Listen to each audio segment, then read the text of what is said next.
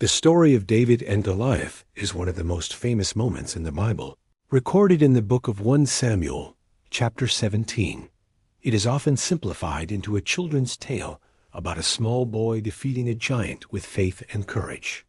But when we look closely at the historical, cultural, and textual details, the event becomes far more complex, strategic, and profound.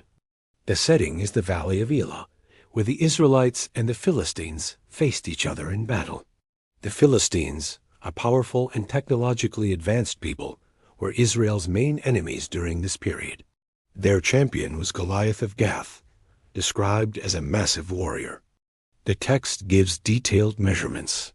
Goliath's height is recorded as 6 cubits and a span, which would be roughly 9 feet 9 inches, about 2.97 meters. However, some ancient manuscripts, including fragments from the Dead Sea Scrolls and the Greek Septuagint, record his height as 4 cubits and a span, which would make him around 6 feet 9 inches, about 2.06 meters. Even at the lower height, he would have been exceptionally tall for the time. Goliath's armor is described in extraordinary detail. He wore a bronze helmet, a coat of scale armor weighing 5,000 shekels, about 125 pounds or 57 kilograms, bronze greaves on his legs, and carried a javelin. The shaft of his spear was like a weaver's beam, and its iron point weighed 600 shekels, around 15 pounds or 7 kilograms. He was accompanied by a shield-bearer. This description emphasizes not only his size, but his heavy infantry status. He was built for close combat. For 40 days, Goliath came forward every morning and evening, challenging Israel to send a man to fight him in single combat. This type of representative warfare was known in the ancient world. Instead of 2 armies fighting, one champion from each side would fight to determine the outcome. King Saul and the Israelite army were terrified. Saul himself is described earlier in 1 Samuel as a tall man, head and shoulders above others, yet even he refused to fight. Into this tense situation came David, the youngest son of Jesse. He was not a soldier at this point. He was a shepherd, sent by his father to bring food to his brothers who were serving in the army. When David heard Goliath's challenge, he was shocked that no one had answered it. His reaction was rooted in faith. He saw Goliath not merely as a military threat, but as someone defying the armies of the living God. David volunteered to fight. Saul doubted him, pointing out that David was only a youth, and Goliath had been a warrior from his youth. David responded by recounting his experience as a shepherd. He had killed both a lion and a bear while protecting his sheep. His argument was not emotional bravado, but logical confidence. The same God who delivered him from wild animals would deliver him from Goliath. Saul offered David his armor, but David declined after trying it on. He said he was not used to it. This is often interpreted symbolically, but practically it makes sense. Heavy bronze armor would have limited his mobility. Instead, David chose 5 smooth stones from a stream and carried them in his shepherd's bag. He approached Goliath with a sling. Here is what many people miss. David was not as defenseless as he appears.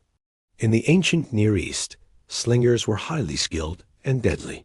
A sling could hurl a stone at speeds exceeding 100 miles per hour, 160 kilometers per hour.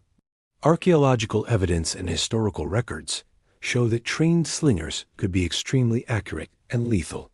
A stone hitting the forehead at that speed could easily fracture the skull.